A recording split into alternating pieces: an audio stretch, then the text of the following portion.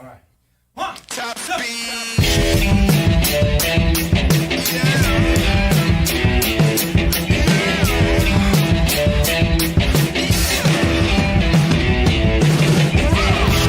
Table set before me, so plus the other side can't ignore me. They just wanna join, say lawyer and change up. Maybe you should flip a coin. They got the trophy waiting for me where I'm going. Put that banner up. The skills here are so intact. I travel to the future when I step back. Hang time like the dock, and you might be stacked. But to stop what we got, man, you might need Shaq. They think our confidence is arrogance, but that's just fact. Destiny yelling how we look if we don't scream back who we are. Cream of the crop, the top tier. That's why they beating on the drums, cause the champs in here. Yeah. Ready. Yeah. Oh, just look at that piece. Yeah. You will never get in on our level. We ghosts here, we would never settle. Trophies raised high here, we call it heavy metal. Giving no breaks, feet on the pedal, top speed. Up for any challenge you bring. See the results of the last group that challenged the team. Efficiency is high when you challenge the ring. Matter of fact, hold this L and clean. You deserve it. We don't just dominate, we serve it. No guesswork here, we certain. You see the wins and start flirting. We put a ring on it, where's the curtains? Ready. They got me saying I'm hungry. Just look at this piece. Yeah. You would never get in on our level. We ghosts here, we would never settle. Trophies raised high here, we call it heavy metal. Giving no breaks, feet on the pedal, top speed.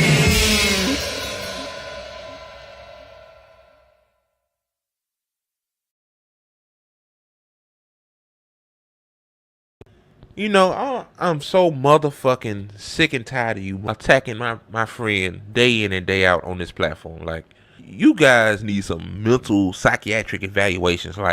Like, first of all, let me say this. First of all, how in the fuck can Tyre Peasant be a racist because she said that Beyonce and Kamala Harris are genocidal maniacs? Like, how is that phrase a racist trope? What in the mother of fuck is your guys' problem around here, man? Like, you guys ain't got no life. You see, the problem is, you know she's right about what she said. Like, both of those motherfuckers are genocidal maniacs. Anybody that supports Kamala Harris is a fucking genocidal maniac. They are fucking complicit in genocide. See, but you motherfuckers, I know some of you are fucking liberal trolls too. That's all up in her mentions. See, you motherfuckers know y'all ass is wrong, but you know you have no substance, no rebuttal. All you got is just to call people names. Oh, you a Hamas terrorist. Oh, you a racist. Oh, you anti-Semitic. You know, hope you guys motherfucking just fuck off, man. Leave Tyre Peasant the fuck alone. Can you guys please, like, forever, like, just leave her alone, like, just please leave her alone. I'm getting so fucking, I just can't hold back no more, man. I don't want to leave my friends hanging when they get attacked like that, like, especially when it's undeserved, you know. Like, y'all attacking her, but you're not attacking Kamala Harris for still supporting genocide. Like, make that make sense. So you gonna attack a working class brown woman, like, and on top of that, how can people of color be racist? Like, there's no such thing as reverse racism. I don't know why some people call me racist. I don't understand some of you dumbass motherfuckers. Like, you just dumb at this point. Like I don't even think psychiatric evaluation can help you people. Like, you just like to be dumb. Like, wow, they are genocidal maniacs, Kamala and Beyonce. So to all you fucking losers and unserious people, leave my friend Tyre Peasant alone, and please fuck all the way fuck off, you stupid ass punk ass motherfuckers. What's up, guys? Oh my god. Welcome to the latest episode of The Good Faith Show. I'm your host, Andre Morton, and The Good Faith Show is a part of the ATP Network. You can catch the ATP Network on various platforms. Do I have to name them? Y'all probably know at this point. And also, too, I have some shameless plugs Follow the official ATP Network account. The handle for that is at ATP Network 247. And also too, my podcast, Real Recognize Real. Check that out as well. Available on all major podcasting platforms. So, you know, check that out. I know I have been in and out on that lately. Oh yeah. Um, so yeah. I bet some of you guys like, what in the hell was wrong with me, man? Like, oh boy. Apparently, y'all, this has been going on with Tired Peasant for a while now. Um,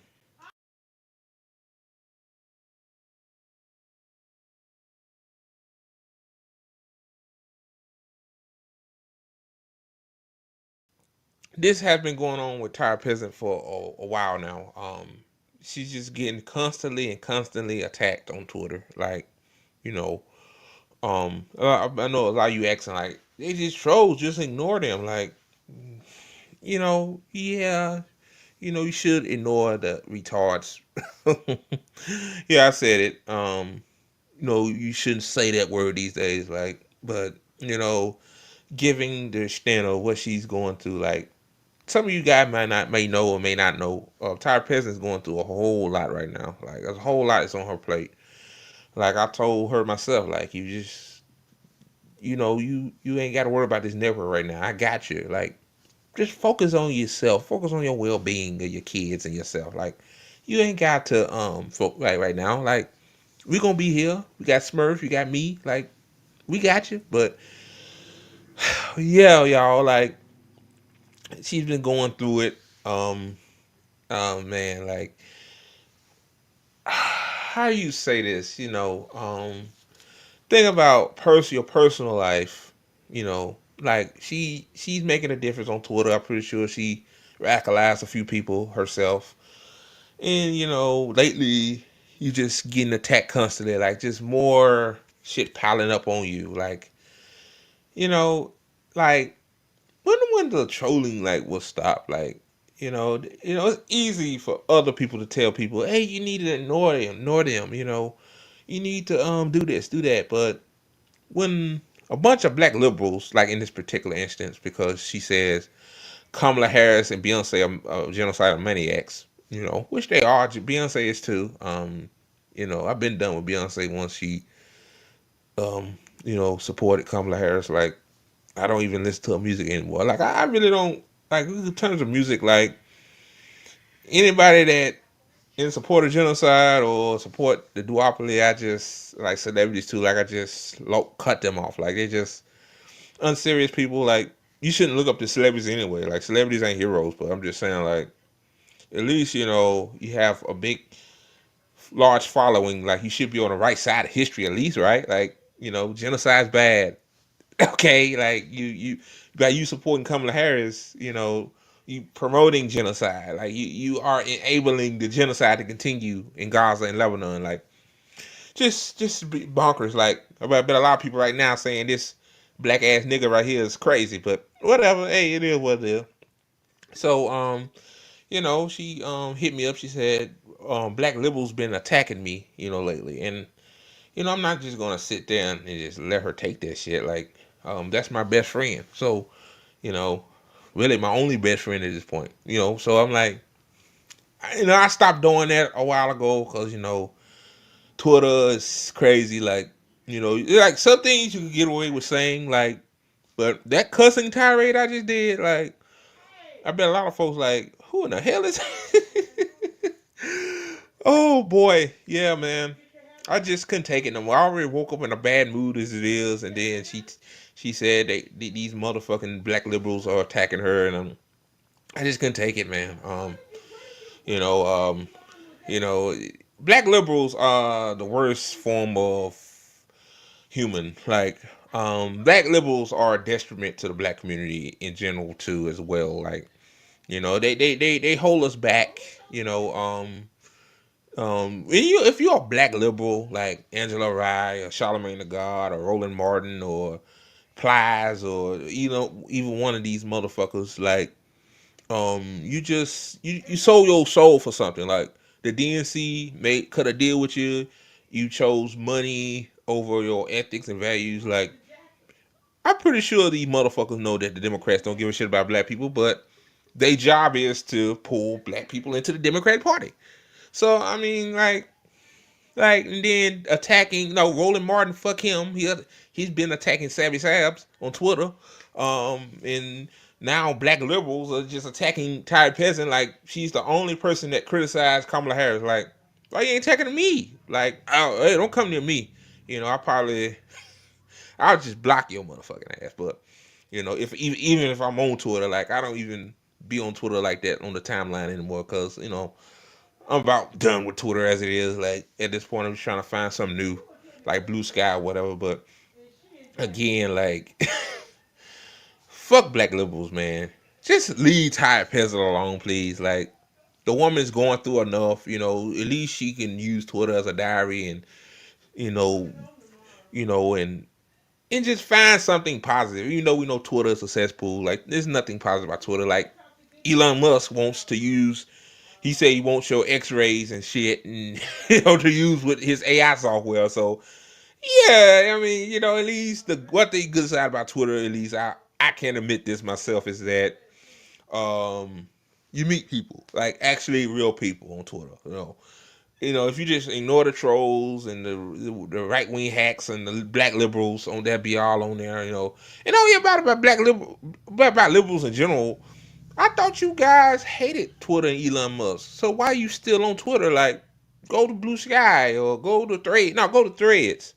You know, go to those platforms. See, so you motherfuckers went there, and I can't stand Threads. Like, Threads is just a carbon copy of Instagram, really, just with words, more words. But like, you motherfuckers just, like, liberals are just fucking snowflakes. Like, I can't stand you motherfuckers. Like, oh boy. Yeah, man. Black liberals, you watching this, which I doubt. I really doubt. But if you do watch this, I'm warning you: leave Ty Pizzle alone. Don't come after you personally, not violently, personally on Twitter or whatever. Yeah, I gotta say that I'm coming after you on social media, because you gotta watch what the fuck you say these days. These damn motherfuckers, boy. Boy, the feds, boy, they be at your door.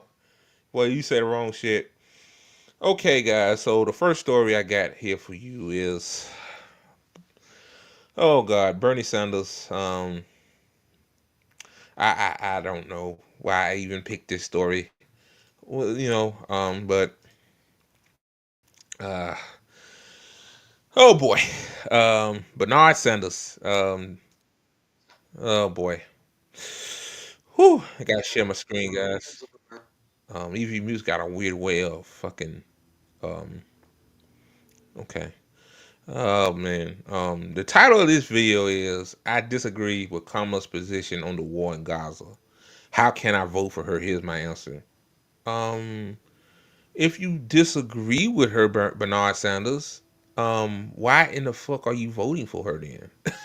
Like, I'm just saying, like, why Bernard Sanders? Like, shouldn't you vote for Jill Stein? Like, Jill Stein, I guess.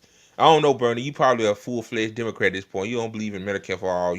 All you talk about now, fool, is lowering it down to 55 or some shit. Like, just a sad tale of what this old guy went to, man. He went from having half a backbone to just becoming a fucking cook. Like, I said this before in various forums and shows, but dude, the fucking, like, Democrat guy, they got a P tape on this guy. I'm just saying, like, this man just fully cooked, like, been like a goddamn, he folded like a fucking luncher, man. Like, holy shit.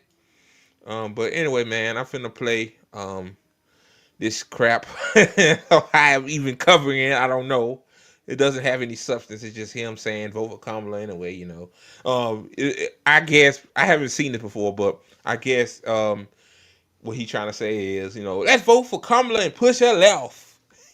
Yeah, they said that about Bernie Sanders in 20. I mean, not Bernie Sanders. They said that about Joe Biden in 2020. And they didn't do shit. Like, he's still on the right. So, okay, guys, here we go.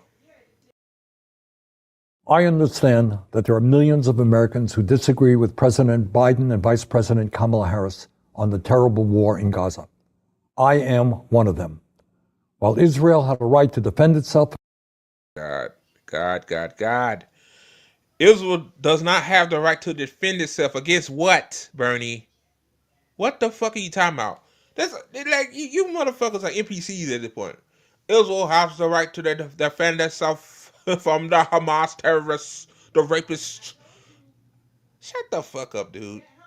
And like again, like if you disagree with Kamala Harris on the war in Gaza, but Jill Stein wants to end. Well, it's not a fucking war. The genocide in Gaza.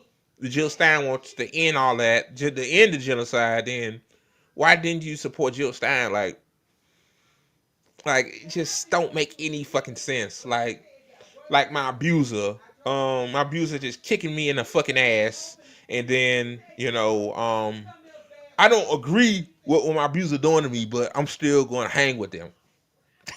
That's just literally the same stupid ass shit. Oh my goodness gracious! And they call communists crazy. Now communism is an intelligent concept. Being a shit lib like Bernard Sanders is fucking against the horrific Hamas terrorist attack of October 7th, which killed 1,200 innocent people and took 250 hostages.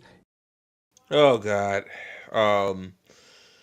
Israel do not give a fuck about those hostages. Israel kill their own hostages. And this occupation been going on before October 7th, Bernie. Like, you know this shit. You repeating the same State Department talking points like every other token fucking shit lib be doing. So, oh my God, just fuck off, man. It did not have the right to wage an all-out war against the entire Palestinian people. It did not have the right to kill 42,000 Palestinians, two-thirds of whom were children, women, and the elderly, or injure over 100,000 people in Gaza. It did not have the right to destroy Gaza's infrastructure, housing, and healthcare system. I like how these motherfuckers had the audacity to say, "Oh, what Hamas did is so horrific. Oh God, wow, 1,200 people. Just the same department narrative, but these the same motherfuckers, but they said what's going on in Gaza is wrong. What? What I'm missing here? Like, this guy just need to fucking retire. Like, he's just a pain in my ass. Like, I don't even blame Nick Cruz on RBN. Like, he said that he unfollowed anybody that talks about Bernie Sanders on Twitter. This is, like, well,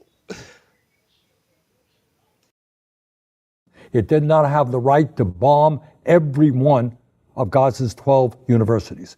It did not have the right to block humanitarian aid, causing massive malnutrition in children. Hey, you could blame Anthony Blinken for that. Anthony Blinken knew Israel was blocking aid. He knew it, and he just went along with it. Anthony Blinken, BB, Biden, Kamala, they should be in the Hague, man. I'm just this is getting to be too much at this point. And you motherfuckers. I know you, Bernie. You'll find an excuse to go along with it. Like, I don't agree with what Kamala Harris did, but what's going on? What? Let this play on, cause it's just a lot I could say, and I'm 2 minutes in at this point. Oh goodness. And in fact, starvation. And that is why I am doing everything I can to block U.S. military aid and offensive weapon sales to the right-wing extremist Netanyahu government in Israel. And I know that many of you share. Bernie.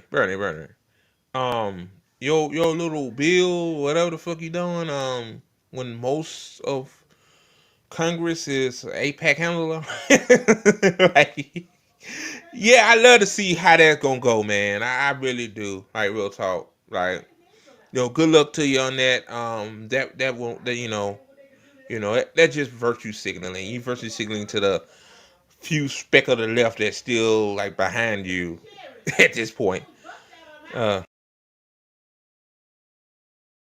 Those feelings. And some of you are saying, how can I vote for Kamala Harris if she is supporting this terrible war? And that is a very fair question. And let me give you my best answer. Now, let me give you my answer. My answer is you can sit on a couch election day, or you can vote on local level, ballot initiatives or whatnot, or whoever running local in your area, or vote for Jill Stein. Like, that's the best answer. But this this cuck ass dude right here, man. Oh my goodness. I know what the fuck he gonna say. And that is that even on this issue, Donald Trump and his right-wing friends are worse. In the Senate, in Congress. So wait a minute. Is Donald Trump the current president? You say he worse. So that means Donald Trump is president right now, Bernie? Maybe I might sound slow, but is he president? I didn't know that, man. I didn't know Donald Trump's still president. You said Donald Trump is worse on it. Democrats is worse too. Both of them are bad on it. The left, the right and the Democrats. What are you talking about, dude? Are you okay, Bernie? Congress, the Republicans have worked overtime to block humanitarian aid to the starving children in Gaza. The president and vice president both support getting as much humanitarian aid into Gaza. Yeah, remember that what they build a little dock or some pier, whatever the fuck. Yeah, like that's gonna work. Yeah, how that's going along. And then Anthony Blinken is a part of the Biden administration, right? So why did he go along with Israel blocking humanitarian aid to Israel? Bernie, Donald Trump is not doing this. Joe Biden and Kamala Harris are. They the current administration. Like, these motherfuckers think the American people are stupid. Yeah, because a lot of American people not into politics don't mean they know doesn't mean they don't know what the fuck is going on. So, oh my god, bro. I'm sorry, y'all. I had to keep pausing this every 15 seconds. I just can't let this clown right here just continue just to spread this bullshit. Like, wow, like both sides are bad on this. Basically, both sides just say, "Oh, I'm better. I'm BB's bitch. No, I'm BB's bitch. I'm BB's bitch. No, that's basically Democrat Republicans are doing at this point. Just which one is performing the best jig for BB?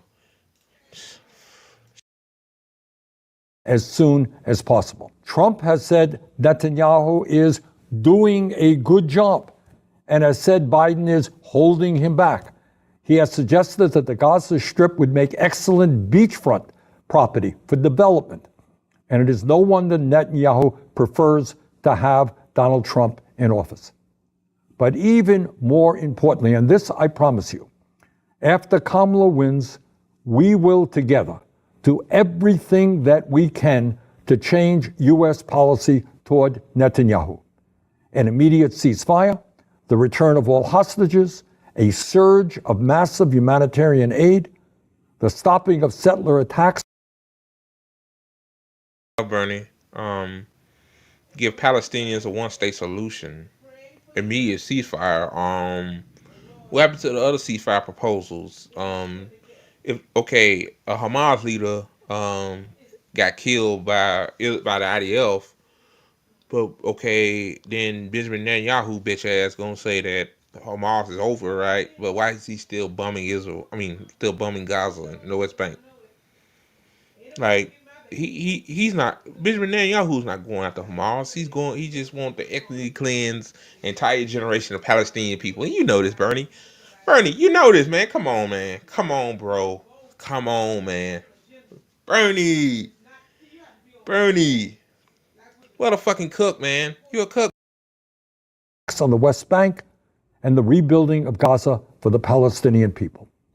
And let me be clear, we will have, in my view, a much better chance of changing U.S. policy with Kamala than with Trump, who is extremely close to Netanyahu and sees him as a like-minded, right-wing extremist ally.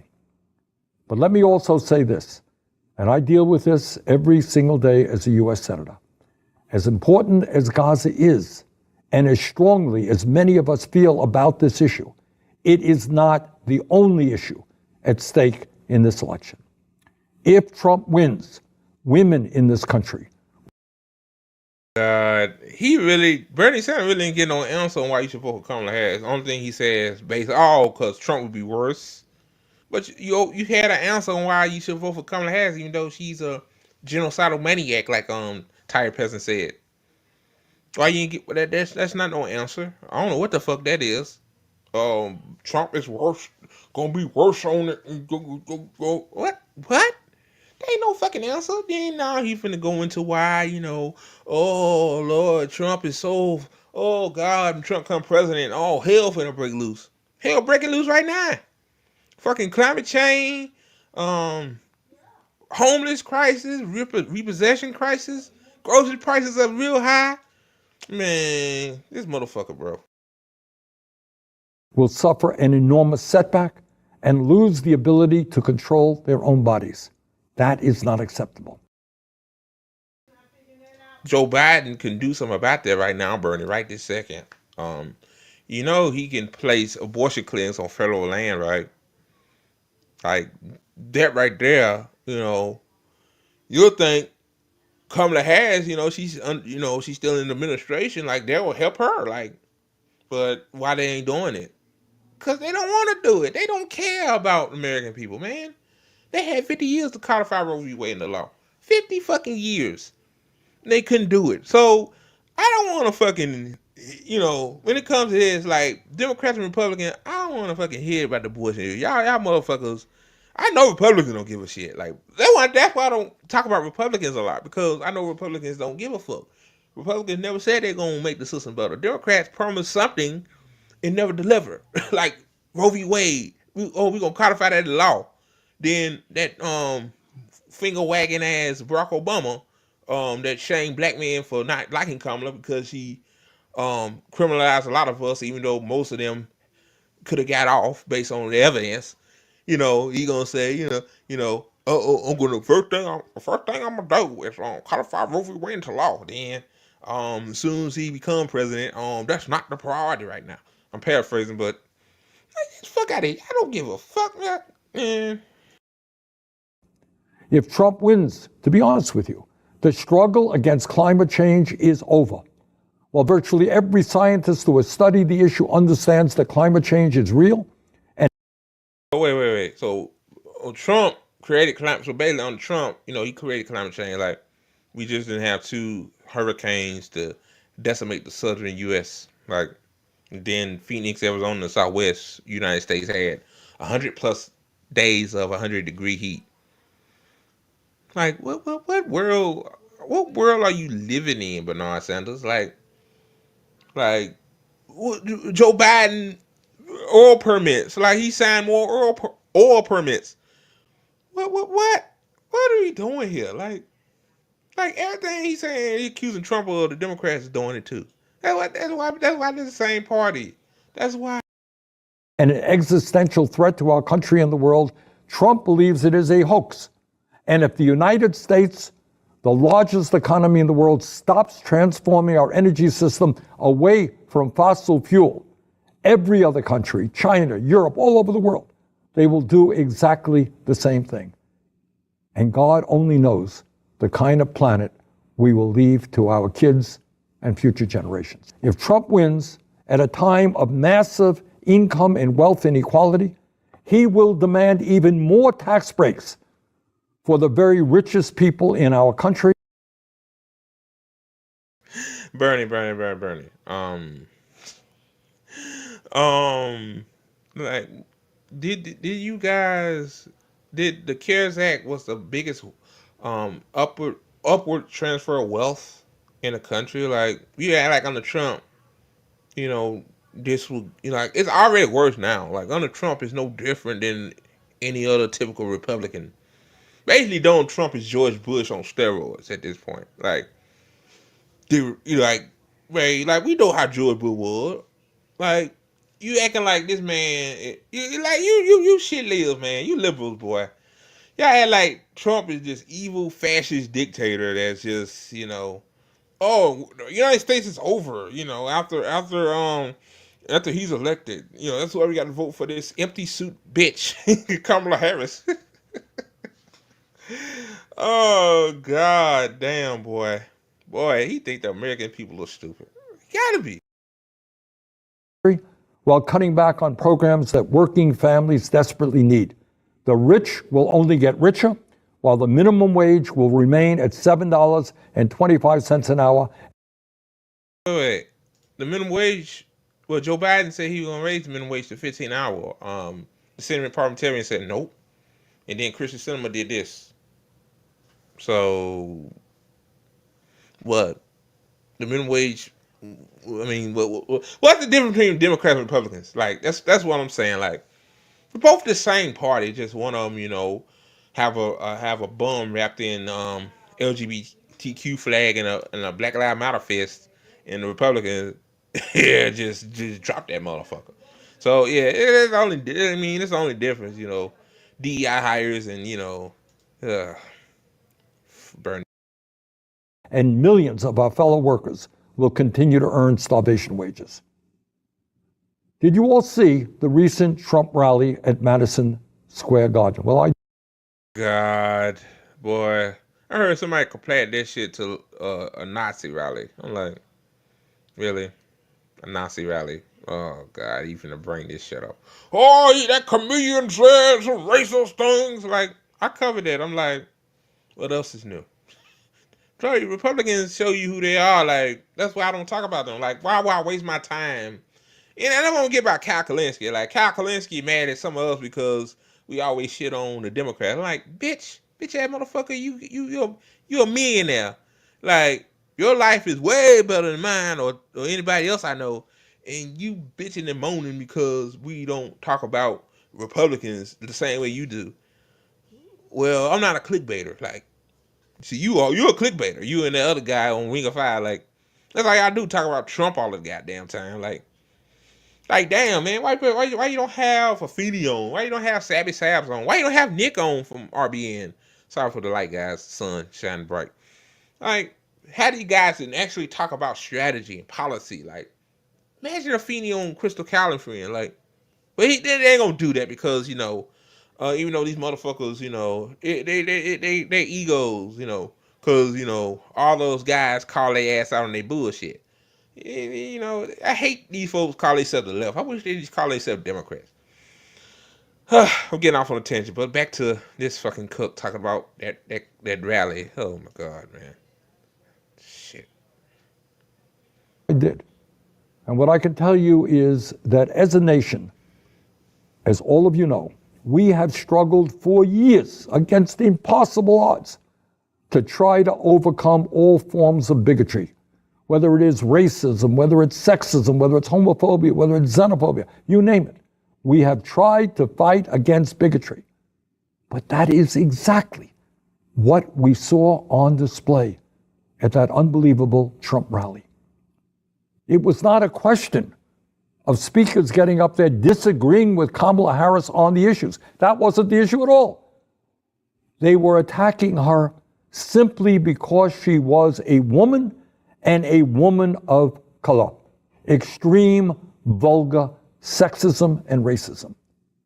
Is that really the kind of America that we... Bro, America's a racist ass country. What can you expect? It's a racist ass fucking country. I'm just gonna say it vague as that. Okay. Wow. And one funniest thing, nobody want to talk about this too, but Trump said I didn't have nothing to do with what that comedian said. His team came out with a statement. So yeah, is Trump a racist? Yes, but again, like, why? This. I'm pretty sure this is what Democrats gonna run on. This Tuesday, 1 week before, like, oh, what do you see what they said at that dang rally? Wow. some of the shit y'all said too. Like y'all forgot. Like Joe Biden said, if you don't vote for him, you ain't black. So I'm not black because I didn't vote for Joe Biden in 2020.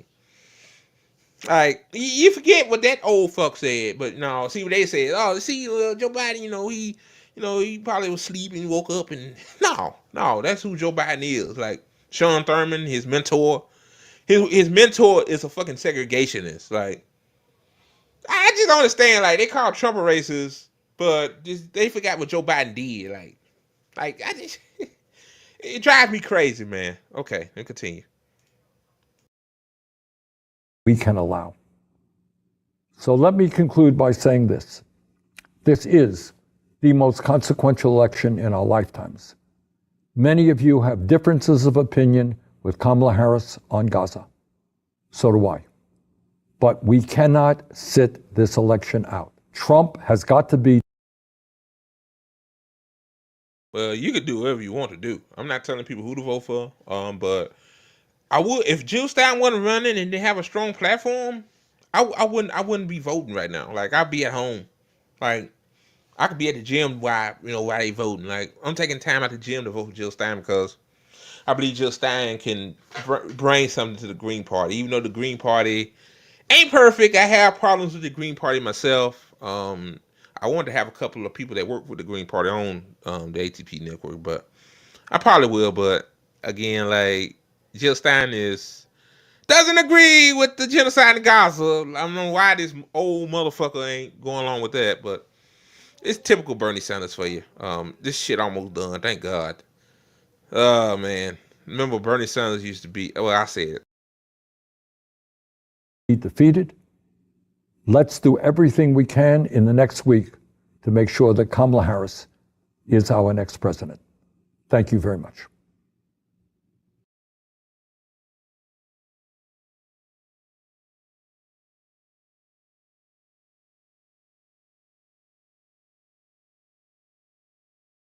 Man, Bernie just need to fucking just retire, man. Just go back to Vermont with your wife.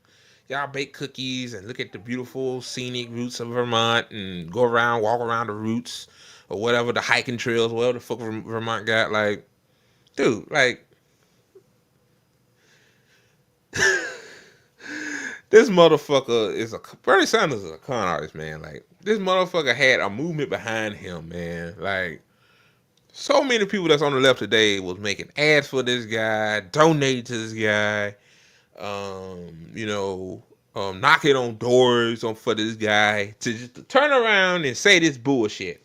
And I don't blame a lot of people that left electoral politics. Like I'm thinking about leaving it myself. Because it really is a waste of time. Like, if you a communist and you believe in a revolution, like you should be talking about ways to form a revolution rather than talk about this shit on a daily basis. So fuck you, Bernie Sanders, you're a cook. Very disappointed, man. What a shame. Bernie Sanders is a waste. Like Bernie Sanders, all he could have done, which is the bare minimal, is fucking um um dropped out. Not drop. Dropped out of Democrat because they want him to drop out and become an independent. That's all he could have did. And if he did that, I would give him hella respect. But despite him not having a black agenda, like that's why black folks in the oh, sorry about that, y'all. I don't know if y'all heard that or not. Damn, YouTube running in the background. Like, even though you have a black agenda, I thought, this man is better than fucking Joe Biden, better than all the rest of them, better than Hillary Clinton. Like, but he ain't shit either. He just like both of them. So, okay, guys. The next story I got here. Uh, okay. Okay, guys. The next story I got is about Project 2025. But hear me out. This is done by Second Thought. I meant to do this on my show a while ago. Sorry, y'all. Oh man, I meant to do this a while ago, but what happened is that just so much shit came up, and I was talking about other stuff. But this is my chance now to talk about this. So, So yeah, I'm finna share my screen. Okay, here we go.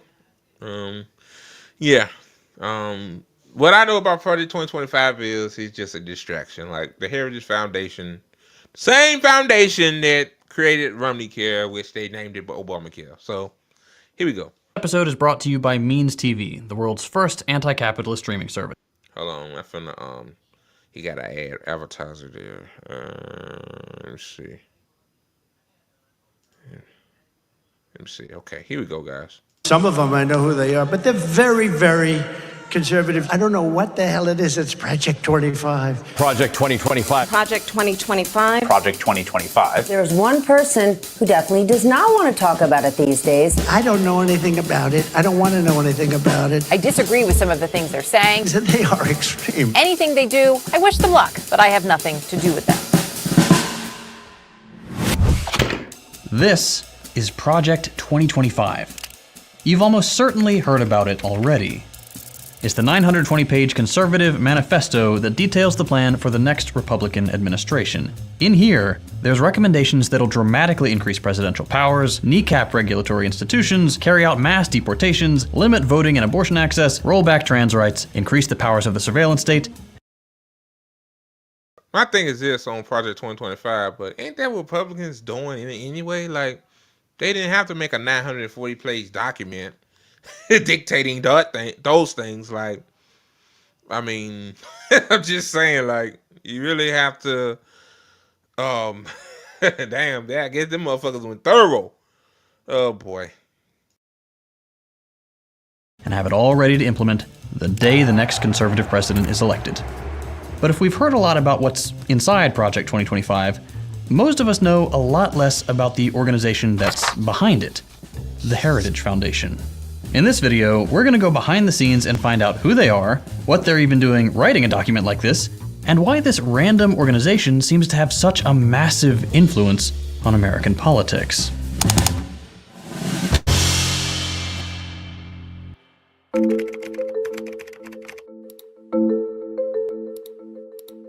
Okay, so if you've never heard about them before, the Heritage Foundation is a think tank. They do public policy research. Like most regular think tanks, they issue briefs, reports, and hold events including this one about how diversity, equity, and inclusion is a problem. Nothing to say about the staffing of that panel. Anyway, all of that's relatively standard. What makes Heritage so unique among think tanks, though, is their, let's say, different understanding of what being a think tank means and just how influential they are. Because for all the distance Trump has tried to put between him and Heritage recently, here's him giving a speech at a dinner they hosted in 2022, saying how great they are. Heritage does such an incredible job at that. This is a great group, and they're going to lay the groundwork and detail plans for exactly what our movement will do and what your movement will do when the American people give us. I think the reason why Trump said he didn't know what that was, Project 2025, is because he know that it's unpopular. Oh man, people know how Trump is. Like, he's full of shit. Okay, I mean, what else is new? So yeah, guys, I apologize if it's still lagging. Oh man, I can't wait to get my fiber. A colossal mandate to save America, and that's coming. That's coming. Here's him asking them for help in 2017. We need the help of the Heritage Foundation. Here are the recently leaked training videos for Project 2025 in which 29 out of the featured 36 people worked for Trump. And according to CNN, another 200 people worked for both Trump and Project 2025 behind the camera. To give you an idea, in 2018, Heritage claimed that Trump had implemented 64% of their last mandate for leadership plan, the 2015 version of Project 2025, in just his first year in office. They're clearly very influential. But we're getting ahead of ourselves. To really understand the Heritage Foundation, we have to rewind to the 1970s. Specifically, February 16th, 1973. That's the date Paul Weyrich and Edwin Fulner, with a $250,000 investment from Joseph Coors, yes, the beer guy, started Heritage. Make it yours. Make it Coors. 1973 is a special year for think tanks, because it's the year when all the big ones actually already existed for decades. Brookings, NBER, AEA, and RAND, huge names in the Washington think tank bubble, were all already set up and exerting kind of a lot of influence on Washington. And not for no reason. For the previous 50-ish years, think tanks had become surprisingly relevant thanks. My thing on think tanks is basically, I'm pretty sure that they have money too, so they go to politicians and say, hey, can you implement these policies to fuck over the American people? Like, we support this, and I know you will support it, and we'll give you a little compensation for that. That's what a think tank is, Ain't no think tanks like, what a think tank said for like Medicare for all, housing for all, like food is a right. Like, no, those don't exist. Shit. The motherfucker die and go to hell if it was a think tank for socialist policies, but thanks to changes in the federal government. Specifically, the government had become a lot bigger and more complicated. Over the course of the 20th century, following the creation of the Federal Civil Service, Americans saw the government expand and start dealing with things it hadn't really bothered with before. Public works, justice, progress, education, and freedom. The biggest bargain in history. American citizenship. Things like antitrust, agriculture, transportation, communication, and food safety. A bit later, we saw the New Deal expand the government scope even more. We got new social programs and dozens of new agencies and departments like the EPA, the Departments of Energy, Housing and Urban Development, and Health, Education, and Welfare. Quickly followed by developments like the Interstate Highway System, Medicare, Medicaid, Pell Grants, and the National Flood Insurance Program. All in all, the 20th century came with the birth of a large and sometimes kind of unwieldy bureaucracy.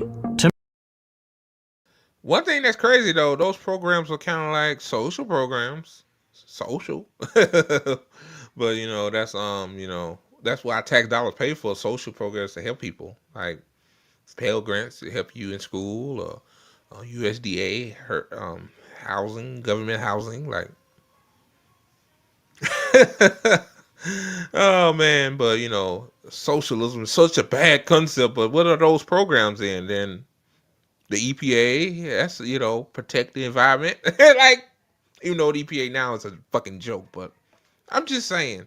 They had to put that in there, man. To manage all this, it became clear that you needed public policy experts. Teams who could understand this huge web of people and resources and help government officials actually use these institutions. Think tanks filled that void. And for the most part, they did that in one of two ways. Sometimes, think tanks acted like universities, just without the students. Researchers were hired the same way they would be at a big school and given creative freedom to write reports that might someday be useful for policymakers. Or, think tanks acted more like private contractors. They'd have clients, most of the time the federal government itself, commissioning research projects on specific topics they needed particular analysis on. Regardless of what model they followed, though, most of them were nonpartisan. They produced high-quality research for both Republicans and Democrats designed to just help the government work better. Over time, though, these think tanks started showing a bit of bias. Because of their role, their job became highly technocratic. This naturally, slowly steered them towards perfecting the Keynesian welfare system that this new 20th century big government was set up for. The same model of government that made life generally less terrible and less dangerous for a good chunk of people living in the US. But not everybody was so happy with this trend. Specifically, the business community. Is good. Hey, you! What smells like big business?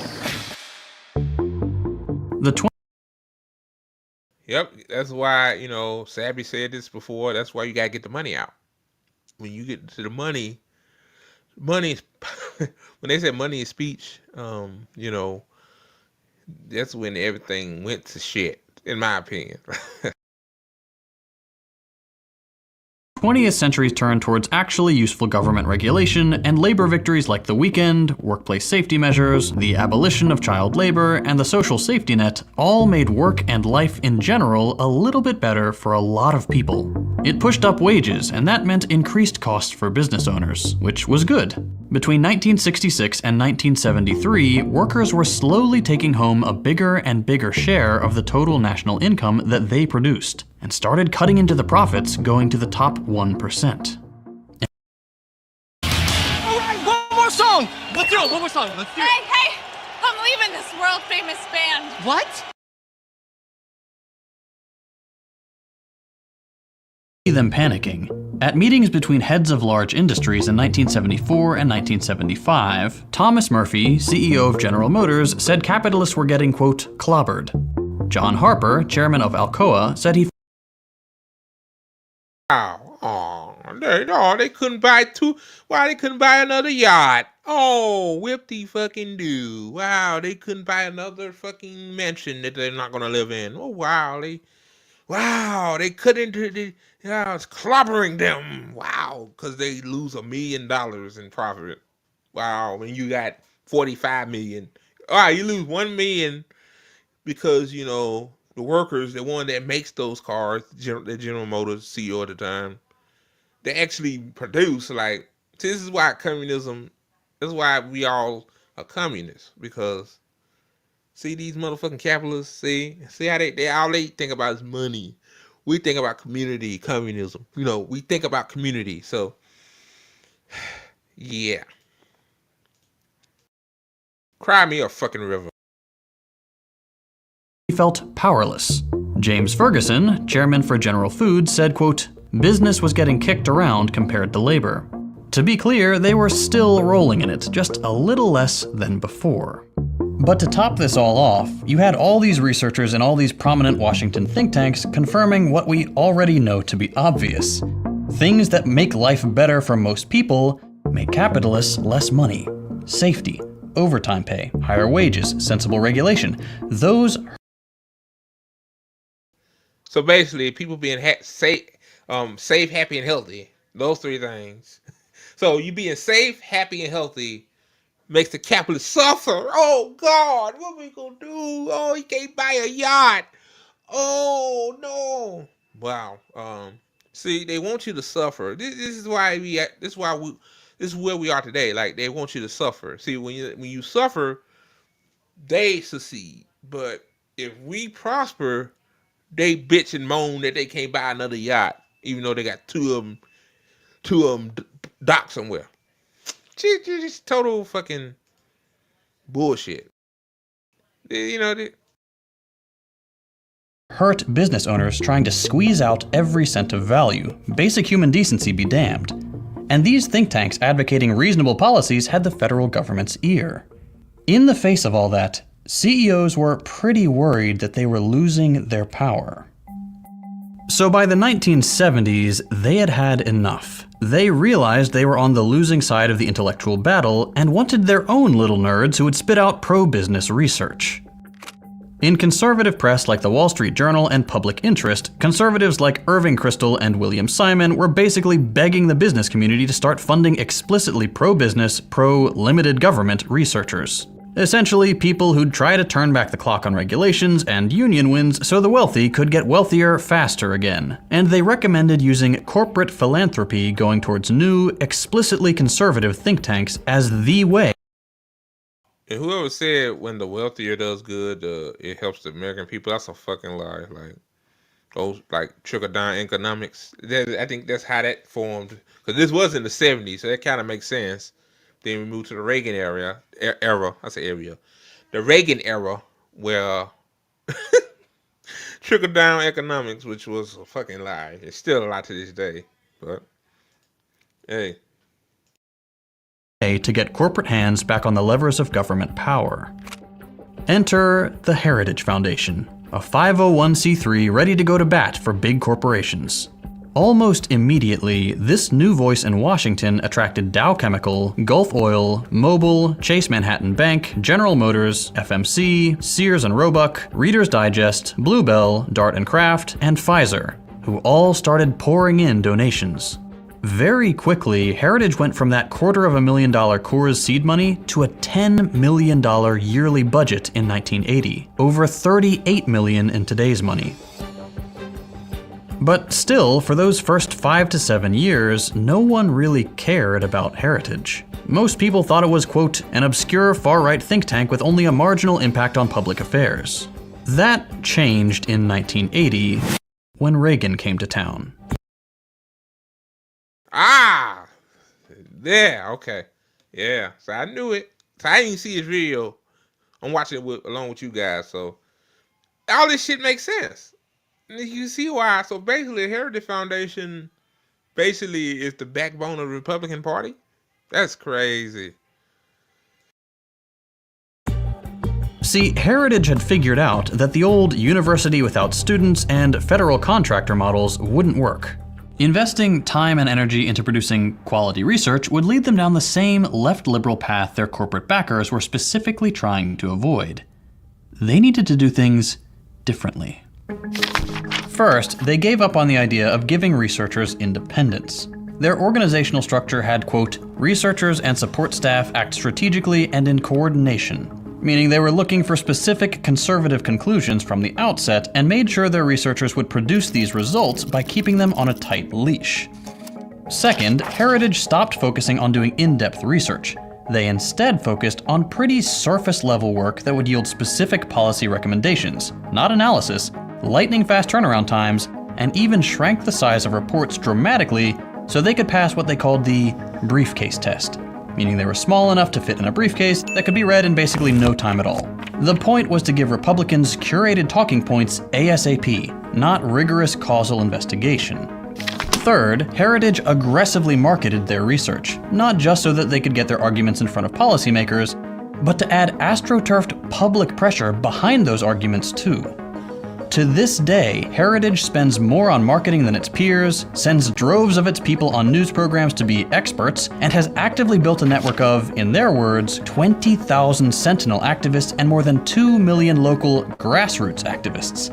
Through a separate organization called Heritage Action, the foundation has tens of thousands of people ready to call and email representatives and push for Heritage-funded policies, or... So basically, they became a lobbying think tank too. A lobbying in a think tank. Of course. Of fucking course. Like, yeah.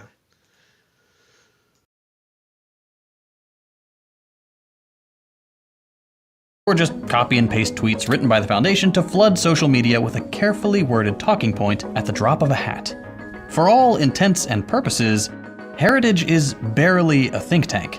It's an advocacy group with an astroturfing department. But back to the 80s. When Reagan won the election, Heritage finally had the opportunity to see if its strategy had paid off. In January of 1981, as Reagan was being sworn in for the first time, the Heritage Foundation published The Mandate for Leadership: Policy Management in a Conservative Administration. This 3,082-page report, written over a year by 250 people, wasn't like most think tank papers. Instead of giving general guidelines for the president to follow, or detailed research about different policy positions, it instead gave the president a list of specific, concrete recommendations tailored to each department. Recommendations like abolishing the Department of Energy, revoking affirmative action.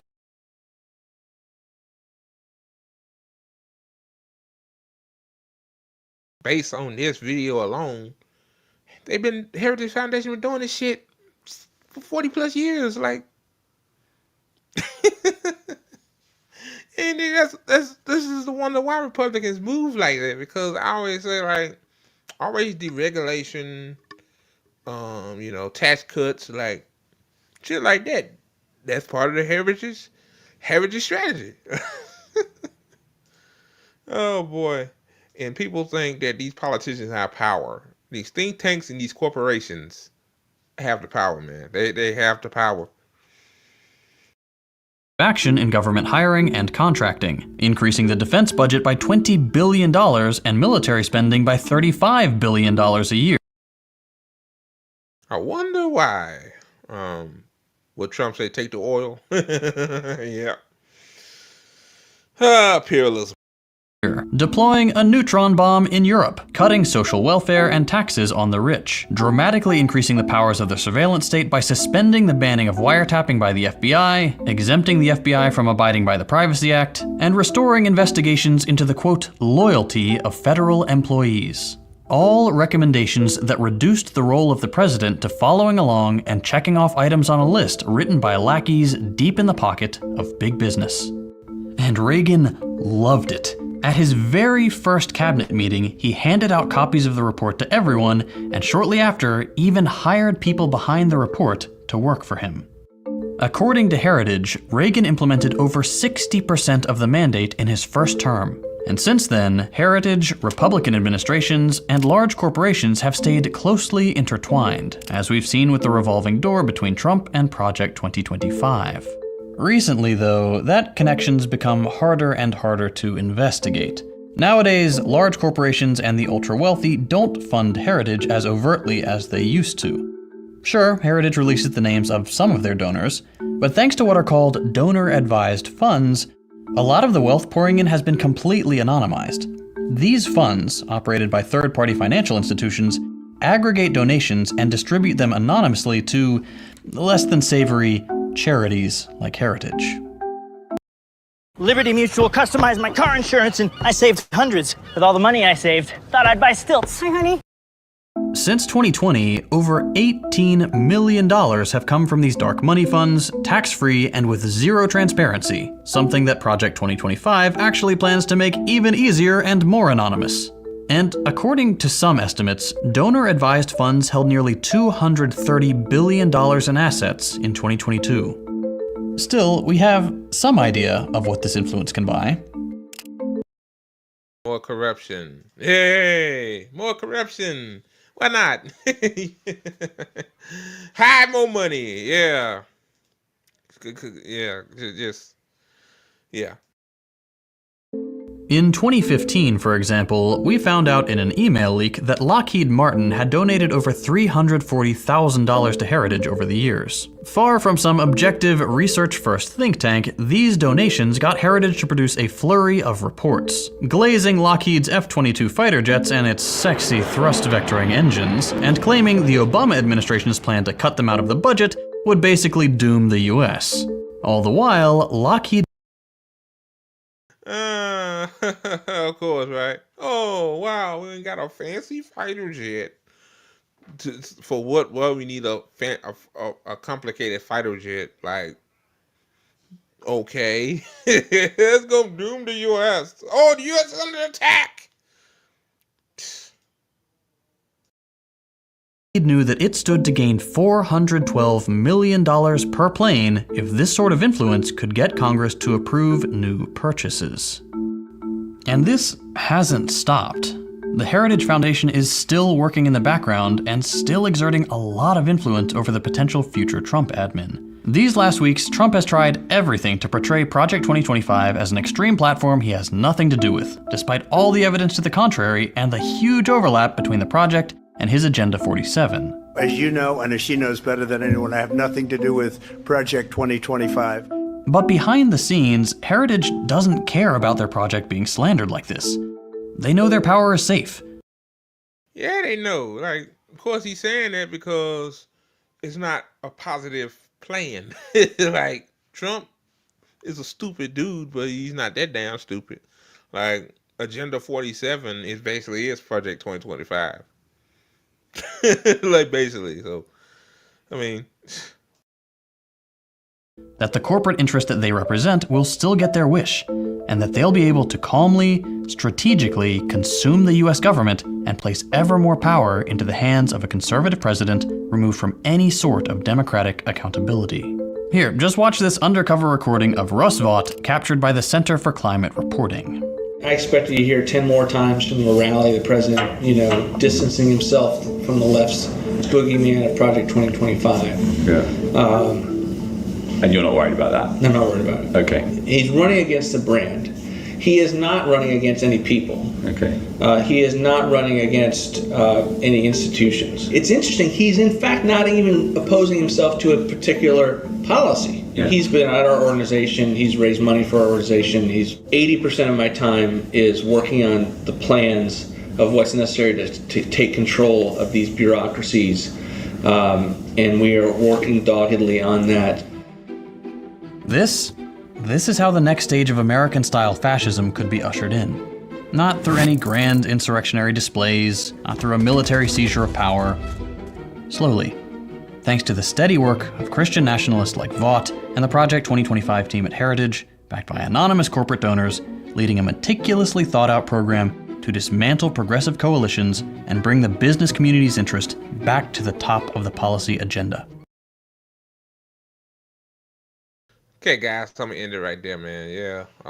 So basically, that video was about the Heritage Foundation. So basically, what I got out of that video is it's just basically Project 2025 is basically a continuation of what the fuck they be doing since Reagan.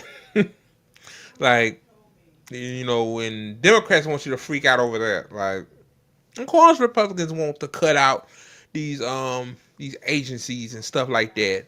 Okay, about like Trump getting his lackeys in there and being government employees, like, I don't know about that, but again, I'm gonna say this, then I'm gonna close this live stream out. No average person that's struggling on a day-to-day basis trying to survive do not give a fuck about Project 2025. You know, the crazy thing is I've seen people on TikTok, Facebook, Instagram, like even my friend, she's on Facebook. You know, I had to call her out too. Like, we still cool, but she said she's gonna vote for Kamala Harris. I'm like, why? Just sit out or vote for Jill Stein. But, you know, we still cool. You know, we just have a disagreement with that. But okay. You know, she talked about Project 2025 on Facebook. I'm like, people don't care about Project 2025. Like, if Democrats focus more on that than policies, then they're gonna fucking lose. Like, they're gonna lose. Then Democrats don't care if they win or lose. So yeah, y'all. The Heritage Foundation, another sleazy, corrupt corporate cesspool. So, okay, guys, that's the end of the show. I'm glad you guys watch me ramble for an hour and 8 minutes. Yeah, man. I gotta defend my friends, man.